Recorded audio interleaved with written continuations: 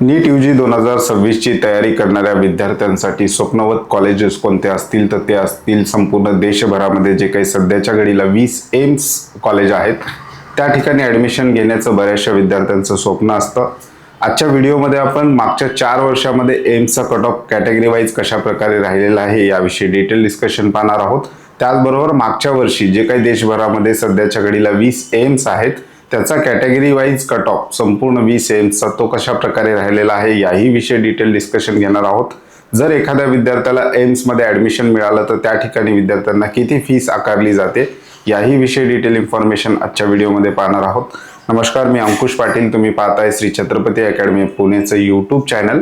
चॅनलवर नवीन असाल तर अशाच माहितीपूर्ण व्हिडिओसाठी श्री छत्रपती अकॅडमी पुणेच्या यूट्यूब चॅनलला सबस्क्राईब करा। त्याचबरोबर अशाच प्रकारचे महत्त्वाचे अपडेट्स तुम्हाला तुमच्या व्हॉट्सअपवर हवे असतील तर डिस्क्रिप्शन बॉक्समध्ये आमच्या व्हॉट्सअप चॅनलची लिंक देण्यात आलेली आहे। त्या लिंकवर क्लिक करून तुम्ही सहज आमचं व्हॉट्सअप चॅनल सुद्धा जॉईन करू शकता। मुख्य विषयाला आपण सुरुवात करतो। याचा विषय आहे all India institute of medical sciences अर्थात एम्स। रेप्युटेड आहेत MBBS साठी रेप्युटेड इन्स्टिट्यूट कुठले असतील देशभरामध्ये तर ते आहेत एम्स। सेंट्रल गव्हर्नमेंटच्या कंप्लीट अखत्यारीत येणारे हे सगळे इन्स्टिट्यूट आहेत। या ठिकाणी ॲडमिशन घेण्यासाठी विद्यार्थ्यांचा प्रयत्न असतो। बरेचसे विद्यार्थी नीटची तयारी एम्समध्ये ॲडमिशन घ्यायचं आहे असं टार्गेट ठेवूनच त्या ठिकाणी करत असतात। संपूर्ण देशामध्ये 20 एम्स आहेत, नेमके कुठे आहेत ते सुद्धा पाहणार आहोत। त्यापैकी एक एम्स महाराष्ट्र राज्यामध्ये सुद्धा आहे, नागपूर या ठिकाणी। महत्त्वाचा आजच्या व्हिडिओमध्ये आपण लास्ट 4 इयर मागच्या 4 वर्षामध्ये एम्सचा कट ऑफ कॅटेगरी वाईज कशा प्रकारे त्याचा ट्रेंड राहिलेला आहे याविषयी डिटेल डिस्कशन पाहणार आहोत। टोटल एम्स संपूर्ण देशामध्ये जर आपण विचार केला तर 20 एम्स आहेत। त्याच्यापैकी AIIMS new Delhi, AIIMS Bhopal, AIIMS Bhubaneswar, AIIMS Jodhpur, AIIMS Raipur, AIIMS Rishikesh, AIIMS Patna, AIIMS Nagpur, AIIMS Mangalagiri, AIIMS Bathinda, AIIMS देवगढ़, AIIMS Gorakhpur, AIIMS Kalyani, AIIMS Raebareli, AIIMS Bibinagar Hyderabad, AIIMS Jammu, AIIMS Guwahati, AIIMS Rajkot, AIIMS Bilaspur, त्याच्यानंतर एम्स मदुराई। एम्स मदुराई हे नवीन एम्स आहे। अशा प्रकारे 20 एम्स कॉलेज जे आहेत मागच्या वर्षीच्या नीट 2025च्या काउन्सिलिंग प्रक्रियेमध्ये त्या ठिकाणी होते। यावर्षी काही चेंजेस झाले किंवा एखादं नव्याने एम्स ॲड झालं तर ते चेंजेस आपल्याला येणाऱ्या काळामध्ये कळणार आहेत। एम्स समजून घेत असताना आपल्याला काउन्सिलिंग प्रक्रिया थोडक्यात समजून घ्यावी लागणार आहे। एम्सच्या नेमक्या प्रवेश प्रक्रिया होतात कशा तर विद्यार्थी मित्रांनो 2 प्रकारच्या महत्त्वाच्या प्रवेश प्रक्रिया आहेत नीट रिझल्ट लागल्यानंतर। एक आहे स्टेट कोट्याची, महाराष्ट्र स्टेट कोट्याची। याच्यामध्ये 2 टाईपच्या सीट भरल्या जातात। महाराष्ट्र राज्यातील जेवढे काही गव्हर्नमेंट MBBS कॉलेजेस आहेत त्याचबरोबर प्रायव्हेट किंवा सेमी गव्हर्नमेंट MBBS कॉलेजेस आहेत। एम्सचा समावेश स्टेट कोट्याच्या काउन्सिलिंग प्रक्रियेमध्ये होत नाही। गव्हर्नमेंट किंवा सेमी गव्हर्नमेंट कॉलेजेस याला स्टेट कोट्या अंतर्गत भरल्या जातात। आणि दुसरा आहे ऑल इंडिया कोटा। याच्यामध्ये 3 टाईपच्या कॉलेजच्या सीट भरल्या जातात। संपूर्ण देशभरातील जेवढे काही गव्हर्नमेंट कॉलेज आहेत वेगवेगळ्या राज्यांमधले त्यातल्या 15% सीट, त्याचबरोबर जेवढ्या सेंट्रल युनिव्हर्सिटीज आहेत केंद्र सरकारच्या अखत्यारीत येणारे जे काही कॉलेजेस आहेत ते सेंट्रल युनिव्हर्सिटीज आहेत याच्यामध्ये एम्सचा समावेश असतो। एम्सच्या 100% सीट ज्या आहेत त्या ऑल इंडिया कोट्याच्या काउन्सिलिंग प्रक्रियेमधून भरल्या जातात।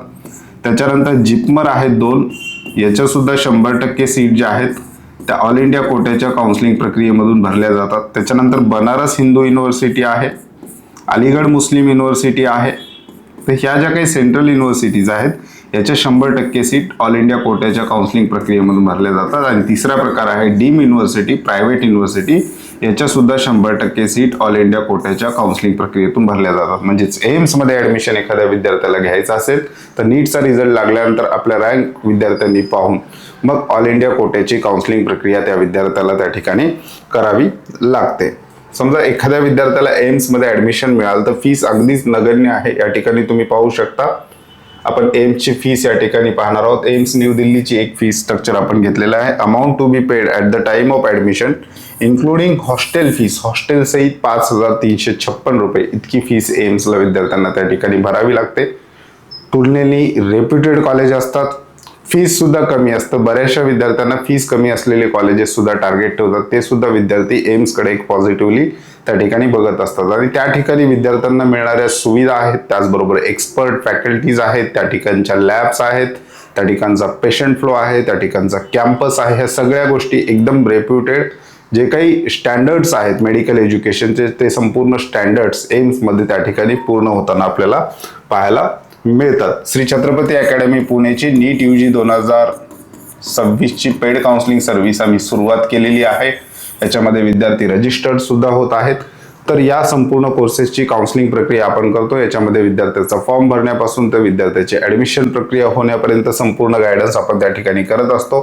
ज्या विद्यार्थ्यांना आमच्या पेड काउन्सिलिंग सर्व्हिसमध्ये सहभागी व्हायचं आहे अशा विद्यार्थ्यांसाठी 80 36 45 45 80 74 45 45 हे 2 कॉन्टॅक्ट नंबर आहेत. या नंबरला व्हॉट्सअप मेसेज करून तुम्ही आमच्या पेड काउन्सिलिंग सर्व्हिस विषयी अधिक माहिती घेऊ शकता. त्याचबरोबर कट ऑफ जे आहेत college wise detail cut off, त्याचबरोबर प्रत्येक कॉलेजची डिटेल माहिती जर तुम्हाला पाहिजे असतील तर श्री छत्रपती अकॅडमी पुणेचं cut off Mantra online application सुद्धा आहे. ॲपची लिंक सुद्धा डिस्क्रिप्शन बॉक्समध्ये देण्यात आलेली आहे. आता मुख्य विषयाकडे येऊयात.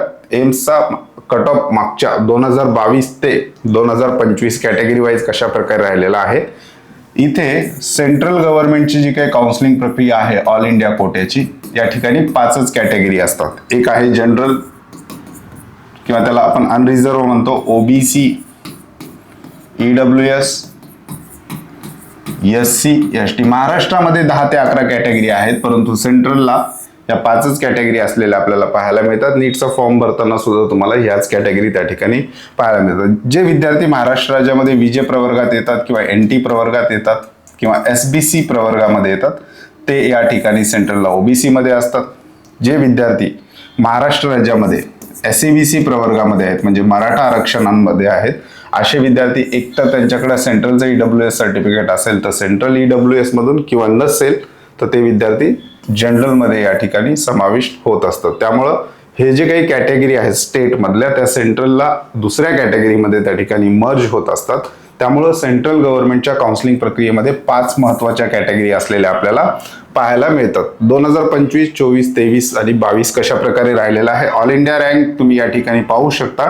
डिटेल PDF आपल्या व्हॉट्सअप ग्रुपवर संध्याकाळी आपण त्या ठिकाणी शेअर करूया. एम्सच्या ही जी काही PDF आहे ती या ठिकाणी जनरल कॅटेगरीचा जर आपण विचार केला तर 2025ला शेवटचं एम्स त्या विद्यार्थ्याला किती मार्क्सला मिळालेला आहे तर 541 जनरल कॅटेगरी, 24ला 652, 23ला 614 आणि 22ला 625. त्या वर्षीचा पेपर कशा प्रकारे डिफिकल्ट होता, ओव्हरऑल संपूर्ण देशभरातील विद्यार्थ्यांचा परफॉर्मन्स कशा प्रकारे होता त्यावर हा कट ऑफ ठरत असतो.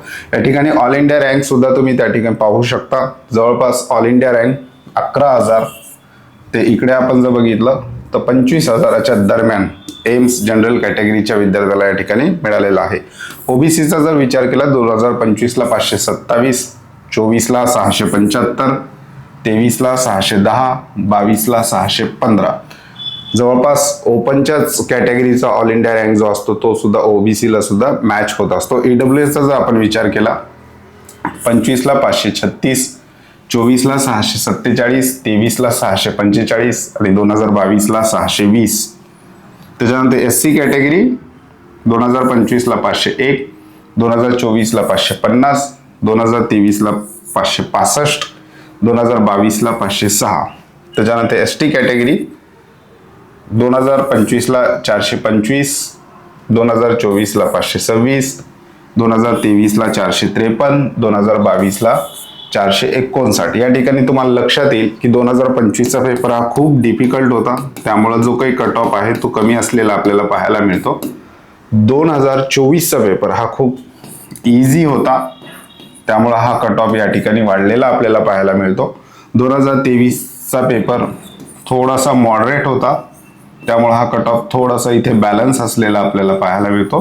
2022चा पेपर मॉडरेट होता, याही ठिकाणी कट ऑफ बॅलन्स असलेला आपल्याला पाहायला मिळतो. त्या वर्षीचा पेपर पॅटर्न आणि ओव्हरऑल देशभरातल्या विद्यार्थ्यांचा परफॉर्मन्स याचा संपूर्ण थेट परिणाम जो आहे तो एम्सच्या कट ऑफवर त्या ठिकाणी पडत असतो. सगळ्यात जास्त कट ऑफ एम्स न्यू दिल्लीचा असतो जनरली, आणि सगळ्यात कमी जो आहे जे काही नवीन एम्स आहे एम्स मदुराई या ठिकाणचा कट ऑफ कमी असलेला आपल्याला पाहायला मिळतो. ऑल इंडिया रँक महत्वाचे आहेत. ऑल इंडिया रँकला तुम्ही लक्षात ठेवून त्या ठिकाणी टार्गेट करू शकता एम्सला, परंतु समजण्यासाठी मी मार्क्स वाईज कट ऑफ तुम्हाला या ठिकाणी सांगितलेला आहे, परंतु तुम्ही ऑल इंडिया रँकला टार्गेट करून तुमचा स्टडी त्या ठिकाणी चालू ठेवू शकता. हे आहेत एम्सचे कॉलेज वाईज कट ऑफ.